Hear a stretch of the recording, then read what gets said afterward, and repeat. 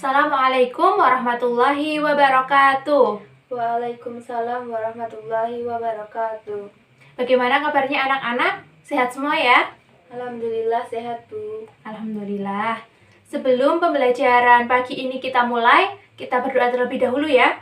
Silahkan ketua kelas bisa memimpin doa bersama. Berdoa mulai. Raditu billahi robba, wa bil islami dina, wa bi muhammadin nabiyya wa rasula, rabbi zidni ilma, warzuqni fahma. Amin. Amin. Hari ini masuk semua? Tidak, Bu. Siapa yang nggak masuk? Dewi nggak masuk, Bu. Ada yang tahu kenapa Dewi nggak masuk? Katanya izin, Bu, ada acara keluarga. Tapi ada surat. Suratnya menyusul. Baik.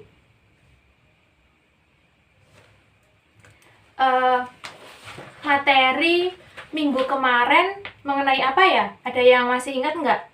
Minggu kemarin tentang keautentikan Al-Quran, Bu. Tentang, bab 2 ya, tentang keautentikan Al-Quran. Saya mau tanya ke Mbak Nina, masih ingat nggak kira-kira apa arti dari autentik? Otentik menurut saya artinya dapat dipercaya atau asli, Bu. Ya, benar. Jadi, autentik itu artinya adalah asli atau benar. Jadi Allah itu menurunkan Al-Quran sebagai mukjizat yang dapat dipercaya keautentikannya. Begitu ya? Ya, Bu. Lalu kita juga kemarin mempelajari mengenai mukjizat. Kita sudah membahas tentang pengertian mukjizat, macam-macam mukjizat, dan juga syarat mukjizat itu sendiri. Nah, ada berapa macam mukjizat yang kemarin kita pelajari? Ada 2, Bu.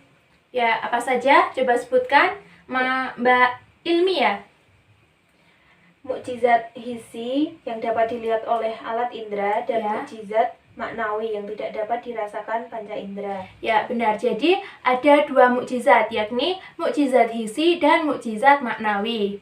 Nah, sekarang kita akan memasuki materi yang ketiga atau bab ketiga, yaitu berkenaan dengan tujuan dan fungsi diturunkannya Al-Quran. Nah, silakan kalian buka buku paket halaman 35. Sudah dibuka semua ya? Sudah, Bu. Ya. Ada yang tahu? Ada yang sudah tahu belum? Allah menurunkan Al-Quran itu berfungsi atau memiliki tujuan untuk apa? Sebagai pedoman hidup manusia, Bu. Ya, benar sekali. Jadi, Al-Quran itu diturunkan sebagai pedoman hidup manusia, sebagai petunjuk, dan juga sebagai solusi terhadap persoalan-persoalan yang dihadapi manusia. Begitu ya? Ya, Bu. Adapun tujuan kita dalam mempelajari fungsi dan tujuan diturunkannya Al-Quran adalah agar kita bisa berperilaku sesuai dengan fungsi-fungsi yang telah disebutkan dalam Al-Quran, dan juga agar kita dapat mengimplementasikan apa yang sudah kita pelajari ke dalam kehidupan kita sehari-hari. Begitu? Paham? Paham, Bu. Alhamdulillah. Sekarang materi tentang tujuan dan fungsi dari diturunkannya Al-Quran itu ada 2 subbab. Yang pertama mengenai kedudukan Al-Quran, dan yang kedua yaitu mengenai tujuan dan fungsi diturunkannya Al-Quran itu sendiri. Nah, Ibu akan membagi kalian ke dalam 2 kelompok. Jadi baris 1 dan 2 itu kelompok 1, baris 3, 4 menjadi kelompok 2, gitu ya. Baik, Bu. Kelompok 1 mendapatkan kedudukan Al-Quran, kelompok 2 mendapatkan materi, tujuan, dan fungsi diturunkannya Al-Quran. Nah, Ibu harap kalian dapat berdiskusi dengan baik materi yang sudah didapat, lalu kalian bisa mempresentasikannya kepada teman-teman yang lain. Begitu? Baik, Bu. Ibu beri waktu kalian 15 menit. Cukup ya? Cukup, Bu. Baik. Dimulai dari sekarang ya.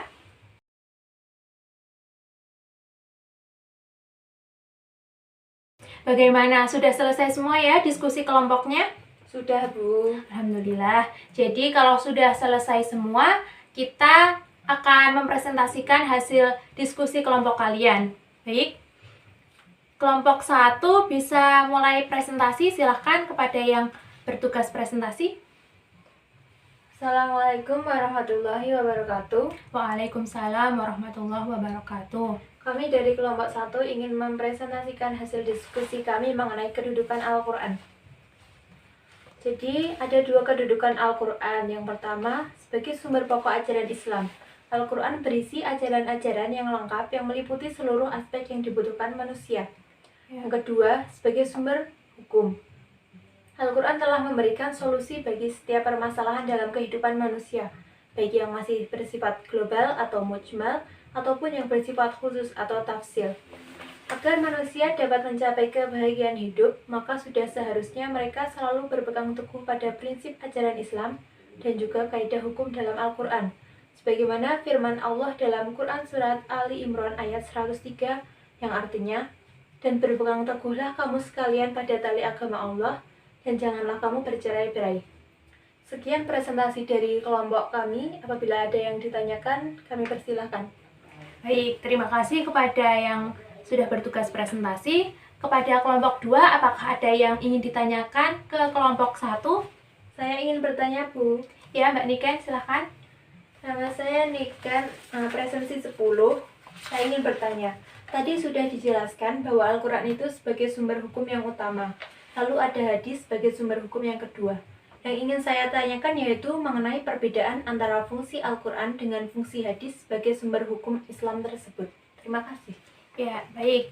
Jadi inti dari pertanyaan Mbak Niken adalah apa perbedaan fungsi antara Al-Quran dengan hadis, yang keduanya sama-sama sebagai sumber hukum Islam, ya. Kepada pemateri kelompok 1, silahkan bisa dijawab pertanyaan dari Mbak Niken tersebut. Jadi perbedaan antara Al-Quran dengan hadis sebagai sumber hukum yaitu terletak pada fungsinya. Kalau di Al-Quran berfungsi sebagai sumber-sumber dalam menetapkan hukum, maka di hadis berfungsi sebagai penguat dan pemberi keterangan hukum-hukum yang ada di dalam Al-Quran. Sekian. Ya, bagus. Bagaimana Mbak Niken? Sudah paham ya? Insya Allah paham, Bu. Baik, jadi penjelasan dari kelompok 1 tadi sudah bagus, sudah jelas juga. Ibu hanya akan menyampaikan sedikit tambahan ya dari pertanyaan Mbak Niken. Jadi jawaban tadi bahwa Al-Quran itu berfungsi sebagai pedoman hidup, sebagai petunjuk, sebagai solusi-solusi dari permasalahan yang ada. Sedangkan fungsi dari hadis adalah sebagai penguat apa yang sudah ada di dalam Al-Quran dan juga sebagai sumber hukum Islam yang baru yang tadinya belum ada di dalam Al-Quran. Itu adalah perbedaan antara fungsi hadis dengan fungsi Al-Quran. Begitu ya. Apakah ada yang ingin bertanya lagi kepada kelompok 1? Tidak, Bu. Kalau tidak ada, kita akan lanjutkan ke kelompok 2, yaitu tentang tujuan dan fungsi diturunkannya Al-Quran. Kepada pemateri, dipersilahkan. Assalamualaikum warahmatullahi wabarakatuh. Waalaikumsalam warahmatullahi wabarakatuh. Kami dari kelompok 2 ingin mempresentasikan hasil diskusi kelompok kami mengenai tujuan dan fungsi Al-Quran.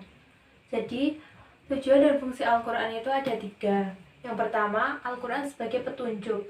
Al-Quran yang diturunkan oleh Allah melalui perantara malaikat Jibril berfungsi sebagai petunjuk hidup manusia.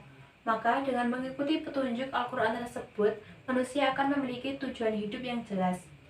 Yang kedua, Al-Quran sebagai sumber pokok ajaran Islam.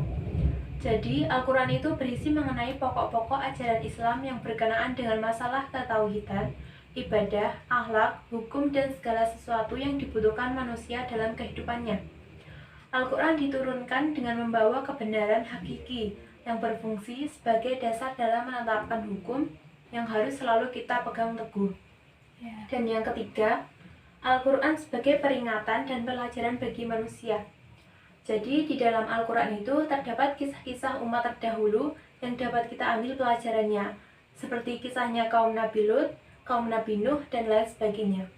Dari kisah-kisah tersebut dapat kita jadikan peringatan dan juga pelajaran, agar manusia menjauhi kemungkaran dan dapat mencapai kebahagiaan hidup di dunia dan di akhirat. Sekian presentasi dari kelompok kami. Bila ada pertanyaan, kami persilahkan.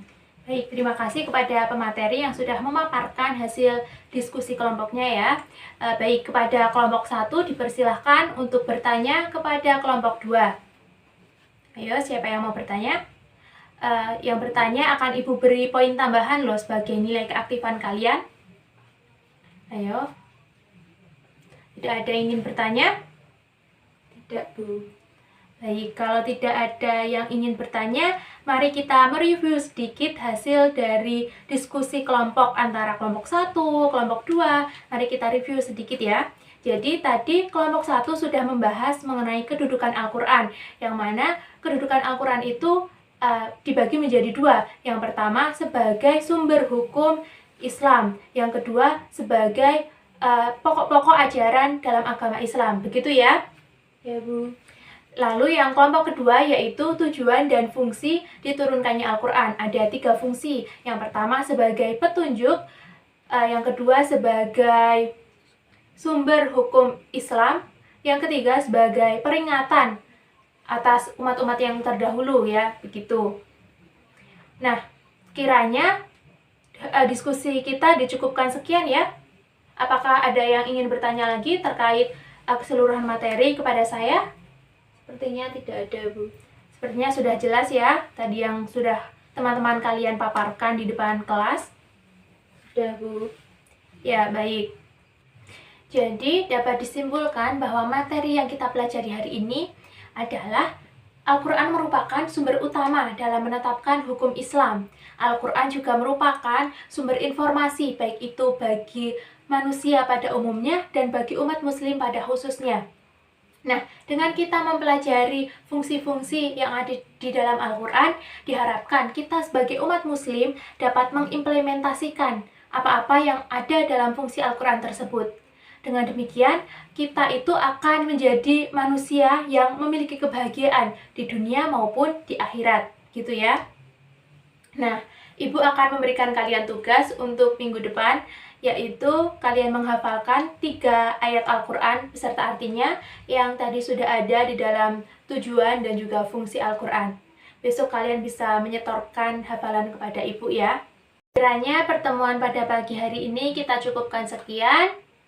Mari kita akhiri pembelajaran pada pagi hari ini dengan bacaan hamdalah bersama. Alhamdulillahirobbilalamin. Sekian, wassalamualaikum warahmatullahi wabarakatuh. Waalaikumsalam warahmatullahi wabarakatuh. Terima kasih semuanya. Terima kasih juga, Bu.